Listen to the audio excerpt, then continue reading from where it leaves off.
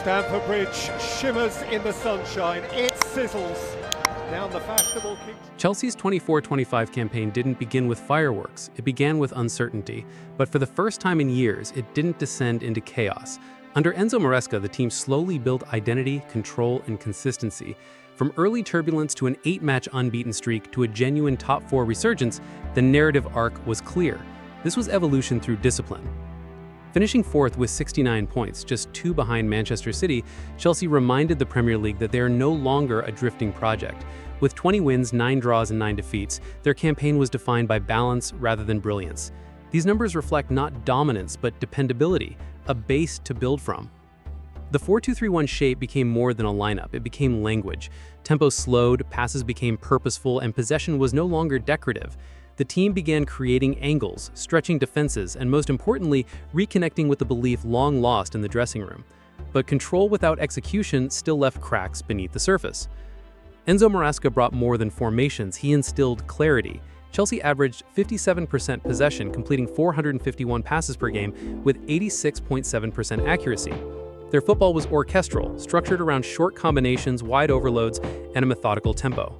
Defensively, the team held shape. They conceded 43 goals, fewer than Manchester United and Tottenham, and kept 11 clean sheets. Averaging 7.2 interceptions and 17.2 clearances per game, this wasn't a defense surviving, it was one dictating. Trevoh Chalobah emerged as a composed, proactive defender, reading danger before it materialized.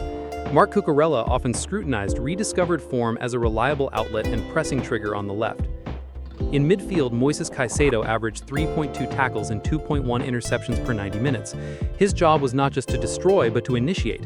Enzo Fernandez, with over 89% pass accuracy, connected lines and unlocked progression. The chemistry between them fueled transitions and balance to the spine.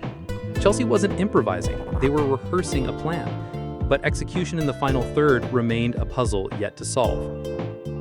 Midfields dictate pace, and Chelsea's duo of Caicedo and Enzo formed the engine of Maresca's model. Caicedo played with disruptive intelligence, recovering possession, screening passing lanes, and launching second phases. Enzo, always scanning, offered tempo and penetration, often linking with Palmer between the lines. The partnership was both mechanical and intuitive. Together they stabilized transition moments, maintaining shape under pressure, and expanding play when space allowed.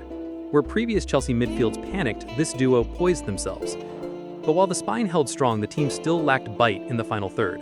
For all their control, Chelsea left too many games open, games where they dictated but didn't dominate. Chelsea's 9 draws were not just statistics, they were narratives of missed chances. They dropped points to Crystal Palace, 17th, Ipswich, 18th, Brentford, 10th, Bournemouth, 7th, and Everton, 13th, matches they statistically dominated but failed to convert.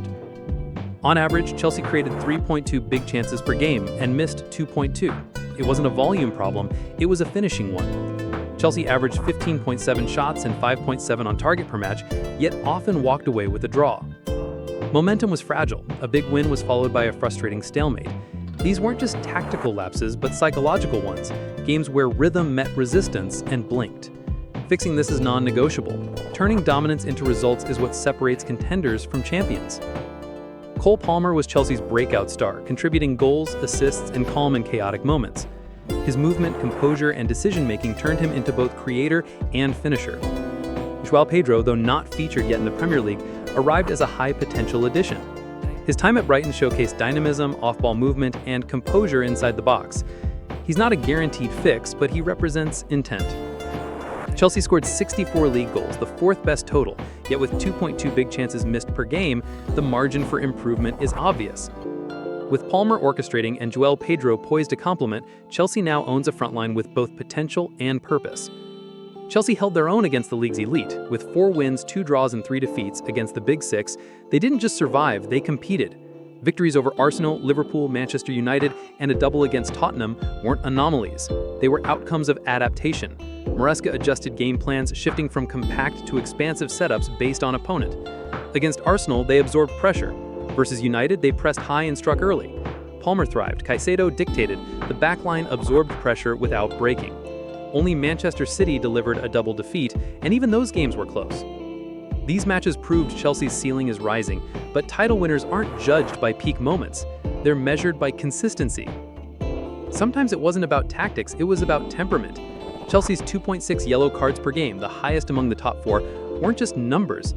They reflected a team still learning to control emotions, especially in high-pressure or low-reward matches.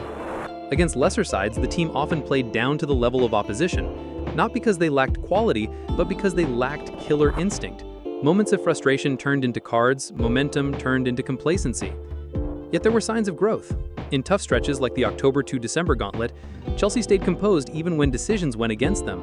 Younger players like Caicedo, Palmer, and Gusto learned to stay on task even when the game frayed.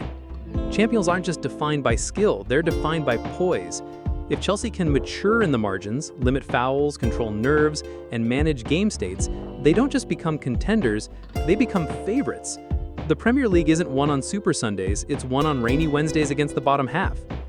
Chelsea's challenge wasn't the Big Six, it was the rest. 9 draws, including 5 against bottom-half teams, defined their campaign. Their disciplinary record, 2.6 yellow cards per game, highest among the top 4, reflected occasional loss of composure. There were also moments of mental fatigue and sloppy execution. Still, the model is working. Chelsea controlled possession, limited shots against, and improved creatively. The pieces are aligning. Palmer's rise, Enzo's orchestration, Caicedo's resilience, Chalobah and Cucurella's reliability. João Pedro brings another weapon. Maresca has a full season of data. The flaws are known. Chelsea doesn't need a revolution, they need to finish what they started. Chelsea came close, but what still separates them from a title-winning side? The answer lies not in overhaul, but in fine-tuning. They need more consistent conversion. With 2.2 big chances missed per match, a reliable striker could tip close games. João Pedro may become that solution, but depth is needed. They need leadership in crunch time. When matches tilted, there wasn't always a voice to recalibrate the collective. They need a set-piece edge. Corners and free kicks were under-leveraged. Tactically, Maresca's structure worked, but Chelsea sometimes lacked flexibility, the ability to go long, go direct, or chase urgency late in games. None of these are fatal flaws, but they're the 2-3% that define title races. And now Chelsea knows where they stand.